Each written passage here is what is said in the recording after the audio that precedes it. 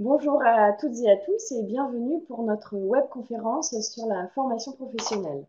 Je suis Lise Coatania, responsable du pôle offre et qualité de la formation et je suis en charge avec mes équipes du référencement qualité des organismes de formation et du référencement de leurs offres de formation.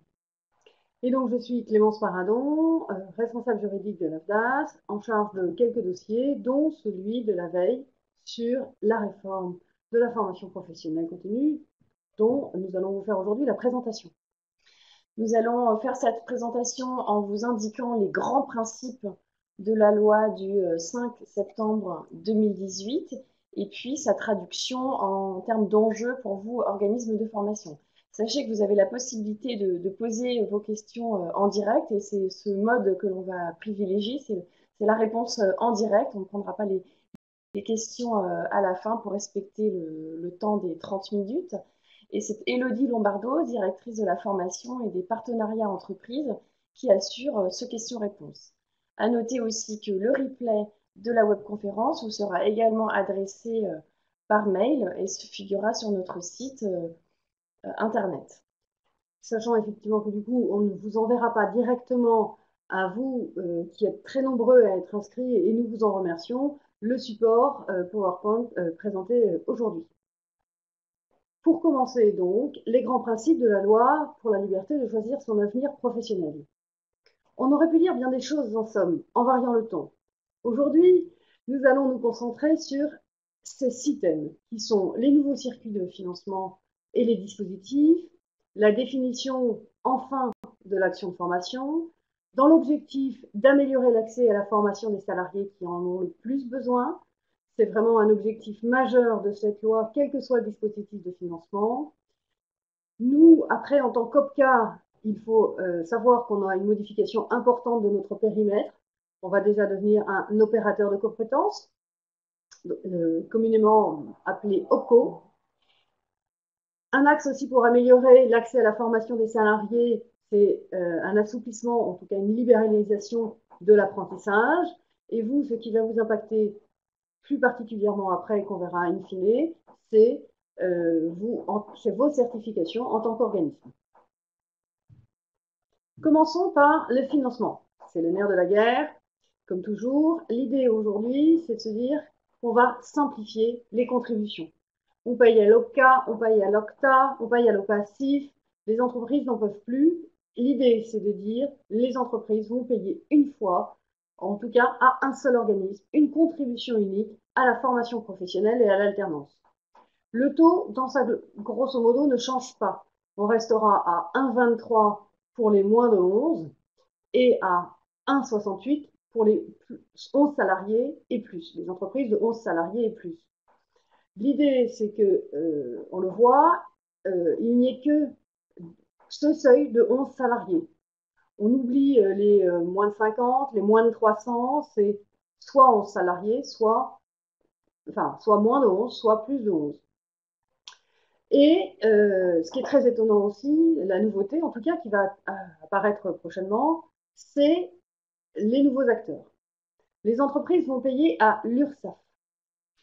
Bon, pas tout de suite, hein, bon, l'année prochaine et l'année 2019 et 2020 donc, continueront à être payées à l'AFDAS pour les entreprises qui sont dans notre champ de compétences.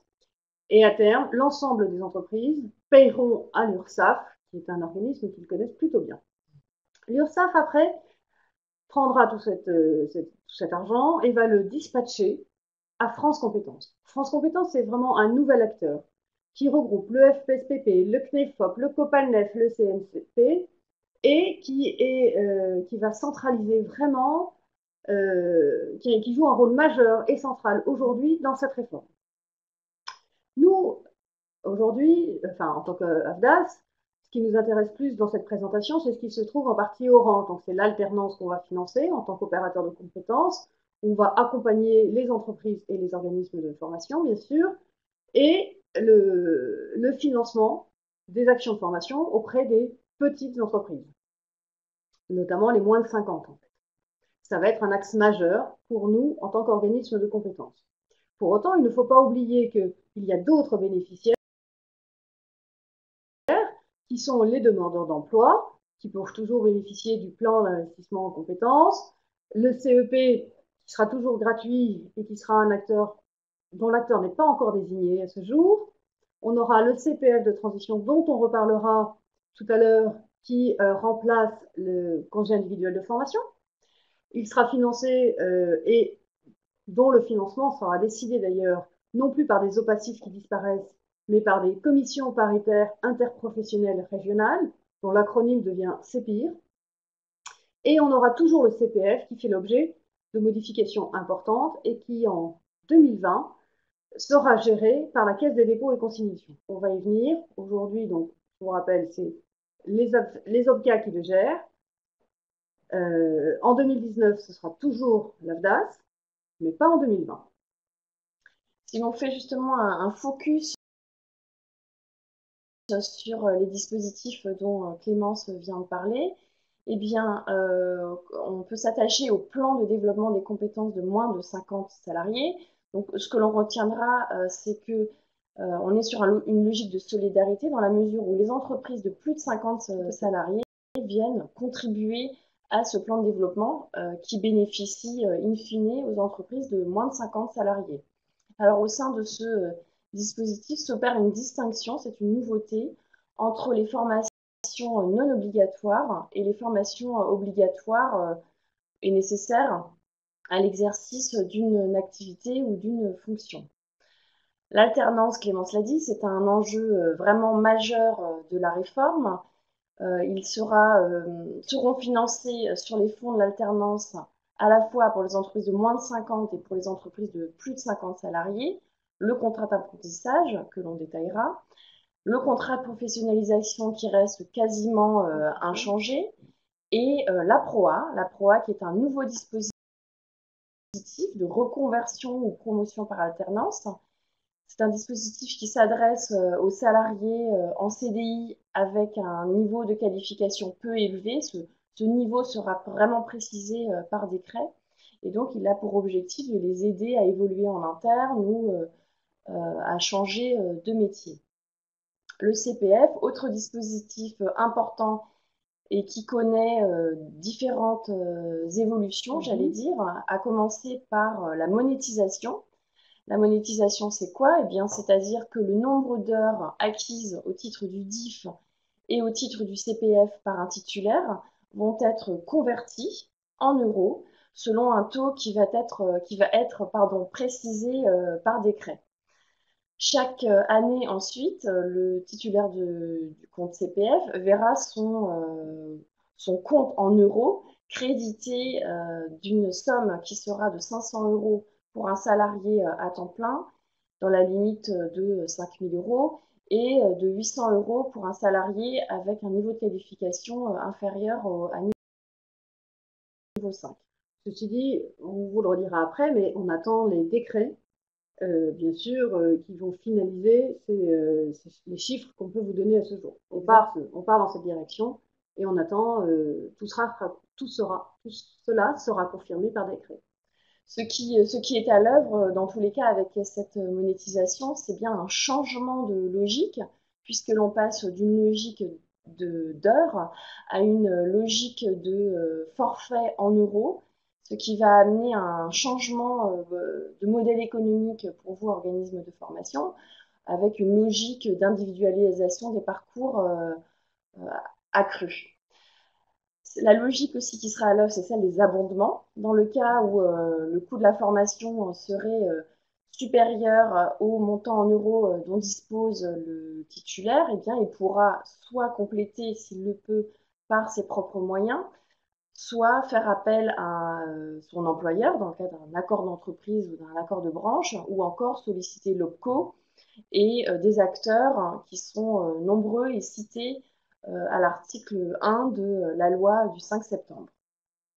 Vous connaissiez les listes nationales, les listes régionales et également les listes de branches, eh bien, elles disparaissent pour être fondues en un seul et même ensemble, ce qui veut dire en clair qu'un salarié ou une personne titulaire d'un compte CPF pourra mobiliser son compte pour des formations qui viseraient des certifications RNCP, une certification inventaire ou encore solliciter un besoin dans le cadre d'un bilan de compétences ou un accompagnement VAE. Et les permis et les actions de création et de reprise d'entreprise seront également financés sur le CPF. Et puis, nous attendons pour la fin de l'année 2019 une solution dématérialisée, c'est-à-dire une application mobile CPF pour tous les publics, qui permettra notamment aux futurs stagiaires de s'inscrire en formation auprès de vous. Le tout visant à améliorer l'accès à la formation des salariés qui en ont le plus besoin. C'est aussi le cas du CPF de transition dont Clémence va vous parler. Juste pour revenir à une question sur le plafond dont Lise parlait à l'instant, les 500 euros dont évoqués, cela peut paraître bizarre, mais nous ne savons pas encore s'il sera hors taxe ou TTC. Pour autant, on peut avoir un indice dans le sens où, comment dire, à partir du moment où c'est un individu qui s'adresse directement à un organisme de formation, l'individu n'étant pas assujetti à la TVA, ce sera sans doute du TTC. Mais bien évidemment, cela fera l'objet de précisions très très vite. Dans les dispositifs, il est important de savoir, mais ça je crois que vous le savez déjà, que le CIF disparaît. Donc la partie au passif disparaît, le CIF disparaît et est remplacé par le CPF de transition. Donc aujourd'hui, les derniers engagements se font dans les semaines qui viennent et les formations seront poursuivies et payées, réglées sur l'année 2019. Bilan de compétences et VAE bien sûr également. Ce qui disparaît aussi, c'est la période de professionnalisation, remplacée par ce dont Lise parlait tout à l'heure, Pro A, et le tout étant de faciliter, d'améliorer l'alternance, dont on sait que c'est un très bon moyen d'accès à l'emploi, et notamment dans les entreprises de plus de 50 salariés. Notre objectif à l'AFDAS, il faut bien le comprendre, c'est assurer la continuité des services. C'est une loi qui est très récente, qui va faire l'objet d'un grand nombre de décrets, on va le voir dans quelques minutes, dans les semaines, dans les jours qui viennent. Et donc nous, aujourd'hui, on attend des décrets et on définit les règles de gestion dès qu'on les aura pour l'année 2019. La loi introduit une définition ou une redéfinition de l'action de formation, si l'on veut. En fait, le champ de la formation professionnelle continue est défini comme regroupant les actions concourant au développement des compétences. Donc là, on est vraiment un élargissement, j'allais dire, du champ. Les actions concourant au développement des compétences, eh bien, ce sont bien sûr les actions de formation, les bilans de compétences, les actions de VAE et les actions de formation par apprentissage. Ça, c'est vraiment une des nouveautés. Nouveauté également, c'est le fait d'introduire une définition de l'action de formation.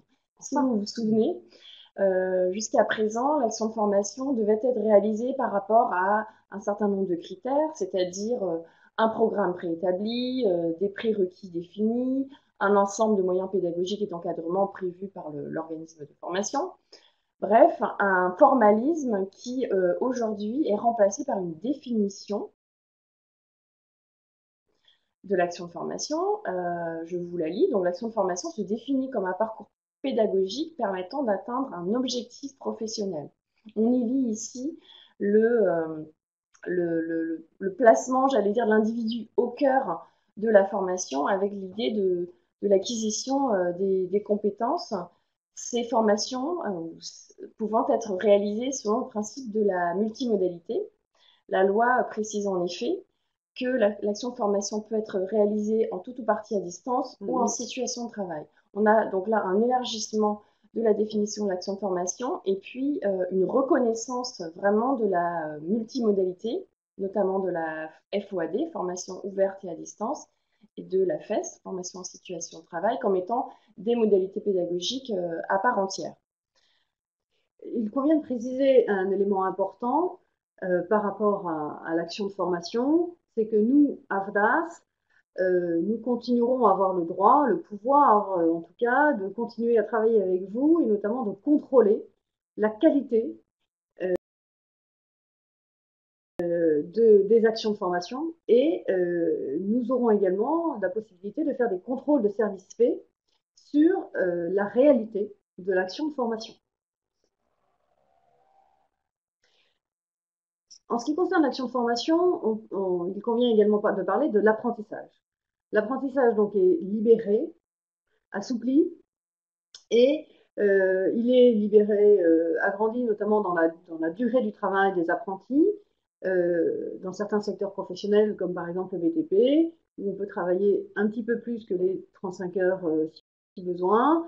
La durée, enfin l'âge plutôt, auquel on peut commencer un contrat d'apprentissage est également augmenté. On s'est aperçu que l'expérience qui avait été faite pour les contrats de pro à 30 ans a été très, très, très, très pertinente. Donc, on l'étend au contrat d'apprentissage. En fait, ce sont aujourd'hui 2 contrats qui vont se rapprocher, notamment, on va le voir, parce que les CFA auront la possibilité d'être organismes de formation, ou plus exactement, sont incités à être des organismes de formation presque de droit commun. Et les organismes de formation pourront être CFA. Tout ça dans le cadre d'un label qualité. Et en fait, cet élément important, c'est on en revient à faciliter à l'accès à la formation de personnes qui peuvent être plus éloignées, notamment pour ceux qui n'ont pas accès à la formation dans une ville proche de chez eux. C'est pour ça que, par exemple, la FOAD est intégrée dans l'enseignement du contrat d'apprentissage. Un autre assouplissement qui est important pour tous ceux qui connaissent un petit peu le contrat d'apprentissage, c'est le fait que les conditions de rupture du contrat d'apprentissage soient assouplies. Parce que passer devant le juge parce qu'on n'est pas forcément d'accord ou qu'on a envie de rompre un contrat à un moment donné, se présenter au conseil des prud'hommes, c'est pas toujours facile, surtout quand on est un jeune apprenti. Donc là aujourd'hui, on pourra démissionner après une médiation éventuellement d'un contrat d'apprentissage et c'est une vraie nouveauté. Autre grande nouveauté du contrat d'apprentissage, le financement. Jusqu'à maintenant, les entreprises payent une taxe d'apprentissage à un OCTA, par exemple l'AFDAS, qui reverse une partie de ses fonds après à des écoles, soit librement, soit par désignation des entreprises. Ce ne sera plus du tout comme ça, dans le sens où, pareil, on se rapproche du contrat d'apprentissage et les entreprises, pardon, les écoles, du contrat de pro, pardon, du contrat de pro, effectivement, et les entreprises qui auront fait le choix d'un contrat d'apprentissage permettront à une école de bénéficier du financement au titre de ce contrat. C'est ce qu'on appelle le coût au contrat, comme le contrat de pro. Et c'est un vrai changement pour les CFA. L'idée, c'est que sur le premier semestre 2019, les branches vont fixer les certifications, les diplômes, notamment en lien avec les métiers en tension dans la branche ou dans les régions éventuellement. Et en 2020, dès le 1er janvier 2020, normalement, ce financement au contrat sera mis en place par les opérateurs de compétences. Si l'on s'arrête maintenant sur le rôle des opérateurs de compétences, eh bien sachez qu'ils vont poursuivre et même renforcer leur mission de développement et d'expertise, notamment sur les fonds mutualisés légaux. Alors sur quels aspects? Eh bien évidemment sur le développement de l'alternance à travers le financement du contrat d'apprentissage, du contrat de pro, de la PROA et du tutorat. Ils seront encore plus en service de proximité des très petites et moyennes entreprises, qui sont les entreprises les moins outillées en termes RH et en termes de fonction formation. L'idée étant de pouvoir développer la formation dans ces entreprises, de développer le taux d'accès à la formation, toujours dans l'objectif renouvelé de participer à leur performance et à l'employabilité de leurs salariés.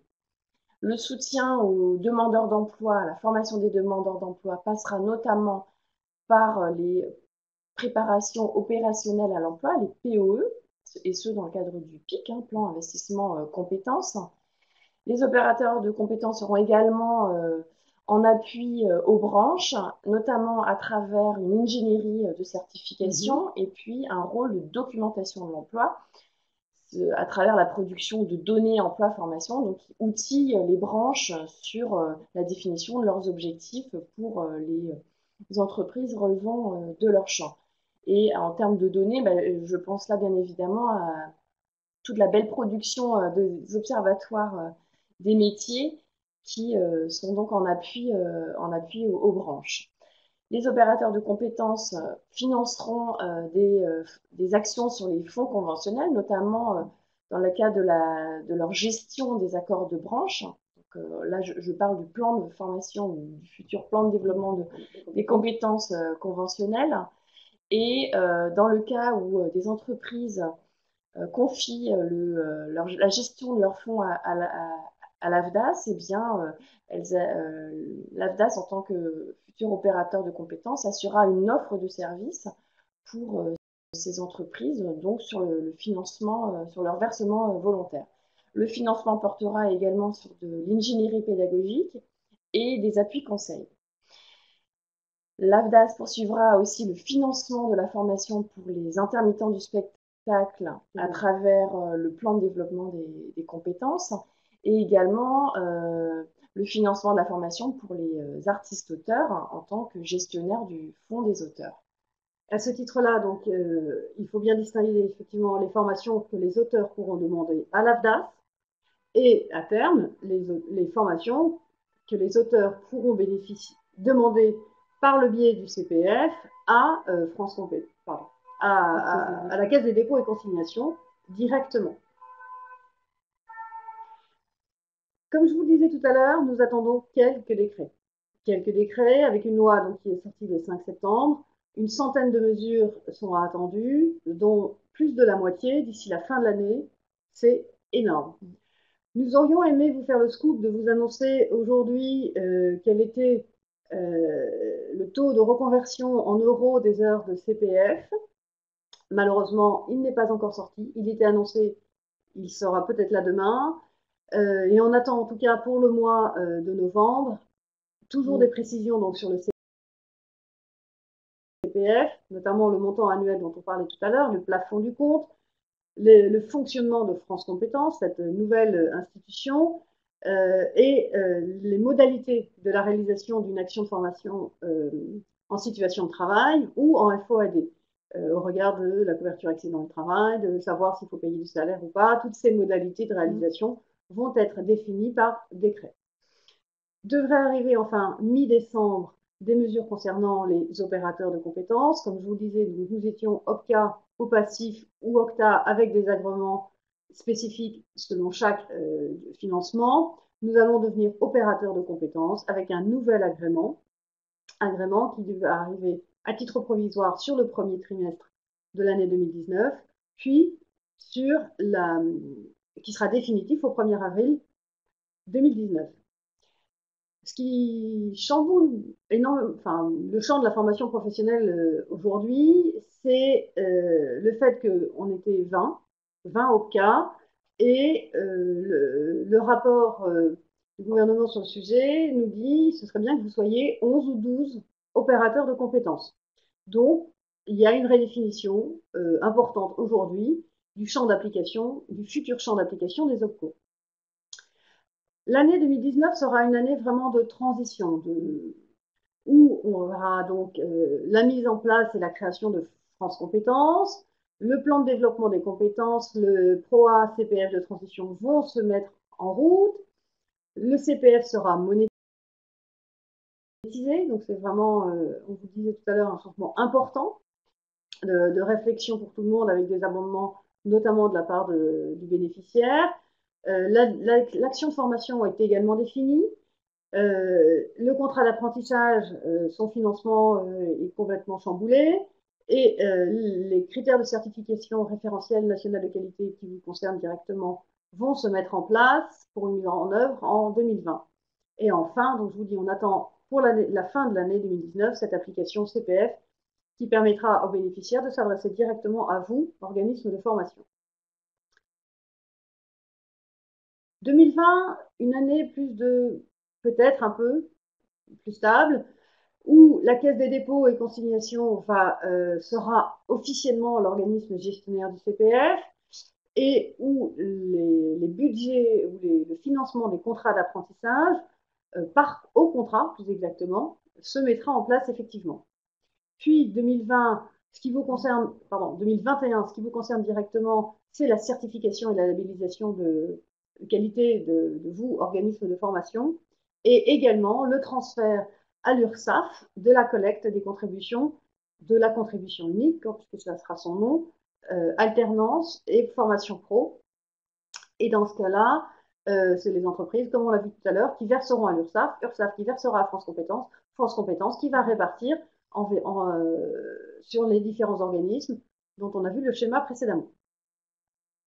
En termes d'enjeux pour vos organismes de formation, eh bien, il semble qu'il y ait un véritable sujet sur les nouvelles modalités d'apprentissage avec la libéralisation de l'action de formation qui reconnaît les nouvelles modalités comme vraiment des modalités à part entière. La tendance étant que la personne se forme plus régulièrement sur des durées plus courtes. L'e-learning notamment, ou la formation ouverte et à distance, peut être un bon moyen d'atteindre ces objectifs. L'alternance aussi est un véritable enjeu de la réforme et un champ à investir par les organismes de formation. Et puis Clémence, vous l'a esquissé, on va s'y attarder plus avant. Votre organisme de formation va devoir être certifié qualité pour pouvoir continuer à bénéficier de financement. Et si vous souhaitez investir le champ le champ ou le marché du compte personnel de formation, eh bien, la certification de votre offre de formation deviendra un incontournable.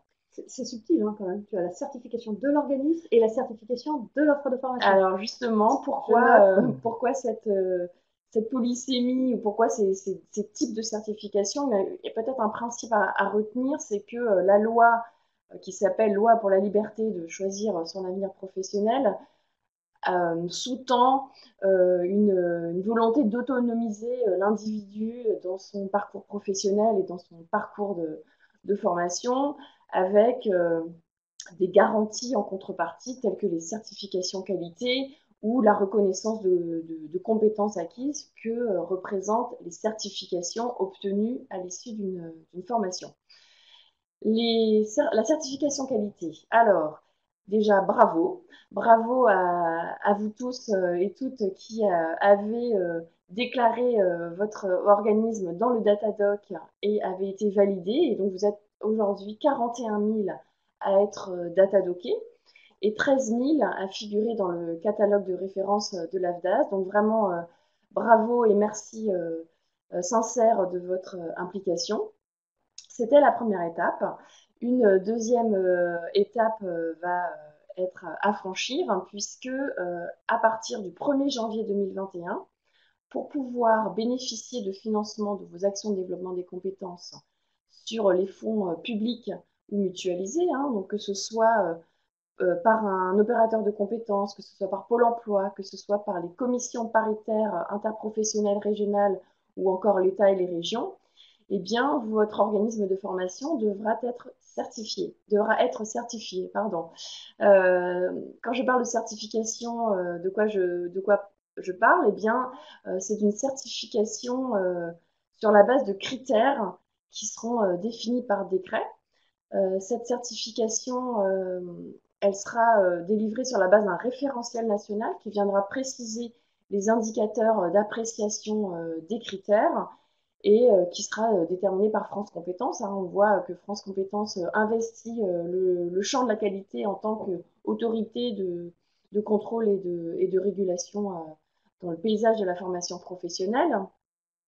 Qui vous délivrera cette certification? Eh bien, un organisme certificateur qui sera accrédité par le COFRAC, le Comité français d'accréditation, ou bien par une instance de labellisation qui aura été reconnue par France Compétences. Aujourd'hui, on sait qu'il y a 18 organismes certificateurs sur la liste du CNEFOP qui sont déjà cofraqués. Après, on attend évidemment les décrets qui viendront préciser plus avant les critères, le référentiel et tout ce qui est relatif à la certification qualité. En termes de délai, donc nous avons 2 ans pour atteindre cet objectif d'être certifié qualité et 1 an de plus pour vous qui seriez déjà CFA existant, puisque le délai est fixé à janvier 2022. Pour compléter sur le rôle des financeurs, eh bien, ils continueront leur mission de contrôle de service fait, notamment sur la conformité et la réalité des formations. L'offre de formation certifiante. Donc là, c'est l'autre partie de la certification. Si vous souhaitez, je le disais, investir le champ du CPF, eh bien, vos formations devront être certifiantes. Ce sera une obligation dans le cadre du CPF. Après, je sais que parmi vous, il y a des organismes de formation spécialisés sur des expertises métiers qui proposent plutôt des formations courtes. Sachez que vous n'aurez pas l'obligation de proposer des offres de formation certifiantes. Ces formations, on pourra continuer de les financer dans le cadre du plan de développement des compétences. Par formation certifiante, eh bien, on entend les formations visant l'acquisition d'une certification professionnelle enregistrée au RNCP. Ce sont les formations plutôt longues visant l'apprentissage d'un métier, ou encore les formations sanctionnées par l'acquisition d'un bloc de compétences. C'est un ensemble de compétences qui peut vivre isolément et être évalué et validé de manière indépendante, en sachant qu'un bloc de compétences, plusieurs blocs de compétences peuvent constituer une certification RNCP, ou si je le dis autrement, une certification RNCP peut être découpée en plusieurs blocs de compétences. Les formations certifiantes, ce sont aussi les formations visant une certification enregistrée au répertoire spécifique. Le répertoire spécifique, c'est le nouveau nom donné par la loi à l'inventaire, que vous connaissez peut-être, l'inventaire de la CNCP, qui sera géré désormais par France Compétences. Nous attendons des décrets qui pourront préciser les modalités d'enregistrement au RNCP et puis des conditions simplifiées dans le cas de certification correspondant à des compétences particulièrement en tension. Une petite précision, si vous avez déjà des titres RNCP ou des certifications à inventaire, sachez que leur durée de validité est précisée dans la loi et en l'occurrence, pour les certifications enregistrées au RNCP, elles sont valides jusqu'en 2024.